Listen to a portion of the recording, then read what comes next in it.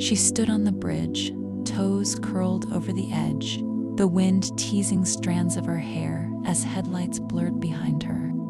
Cars zipped past, unaware or maybe unwilling to see the woman who had quietly decided she didn't belong in the world anymore. Her name was Emily Reid, and just 6 months ago, she had a job, a fiancé, an apartment with a tiny balcony and string lights she never took down after Christmas. But rock bottom doesn't care about string lights. It began with a phone call. A wrong number, she thought at first. A man asking if she was aware her fiancé Jared had another family. A wife, 2 children, a whole life tucked away in another city. At first, she laughed. A scam, clearly. But when she confronted Jared, the way his face crumpled, how he didn't deny it shattered something fundamental inside her. It wasn't just betrayal. It was disorientation, like waking up and realizing your house was a movie set, all fake walls and hollow floors. In the weeks that followed, Emily became a ghost in her own life. Her apartment shrunk with silence. Every photo became a threat. She started sleeping on the couch because the bed felt like a crime scene. Then she was let go from her job, not because of performance, they assured her, but budget cuts. The same week, her bank account dipped below zero, and her landlord slid an eviction notice under the door. It wasn't one bad day. It was a parade of disasters, each one wearing her down until even breathing felt like debt. Rock bottom has a smell. Musty carpet from a weekly rate motel, fast food wrappers, and stale tears. But Emily wasn't crying anymore. She was numb, wrapped in a bath towel for warmth, staring at the ceiling like it owed her an apology. That's when she found the note.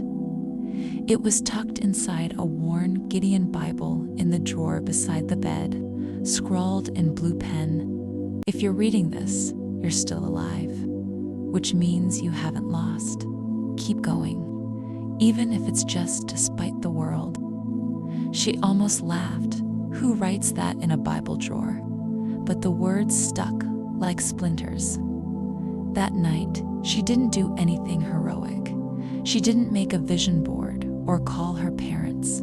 She just sat up, and sitting up, after weeks of lying down, was its own kind of rebellion. The next morning, she walked. No destination, just legs moving. She ended up at a soup kitchen, where a tired volunteer mistook her for someone looking to help. "You here to sign up?" the woman asked, holding out a clipboard. And for reasons Emily still can't explain, she nodded. Serving food to strangers became a ritual. She wasn't fixed, not even close. But for those 2 hours a day, she wasn't drowning. She handed out trays of watery chili and stale cornbread with a smile she didn't recognize but was grateful to borrow. And that's when she met Andre. Andre had the kind of laugh that made your ribs ache. He was once a high school English teacher, he said, until alcohol taught him what rock bottom felt like. He didn't ask about her story, and she didn't offer it. They became unlikely friends, 2 bruised people standing ankle-deep in a flood, pointing out the stars. It was Andre who gave her the job lead, a nonprofit needing someone to answer phones. "It's soul-killing work," he warned, "but it's money." She showed up in borrowed clothes and shaking hands. She almost didn't go inside, but the receptionist had pink hair and called her sunshine, and somehow that cracked the ice. Weeks turned into months.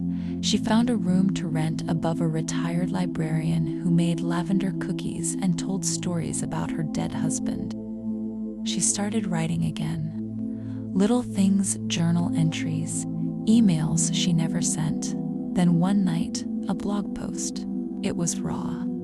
Too honest, she titled it, "One Step Past Rock Bottom." By morning, it had 5,000 views. The internet is a strange place. Some people told her to stop complaining. Others said she saved their life.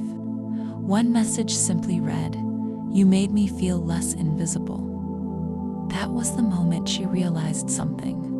Rock bottom wasn't a pit. It was a door. She kept writing. Stories of people who broke and healed and broke again. She wrote about Andre, who was finally sober long enough to hold his newborn granddaughter. About the librarian who read poetry to her tomato plants. About herself and the strange way survival felt like learning to walk again with skinned knees and sudden joy. Her blog turned into a book. A small publisher took a chance.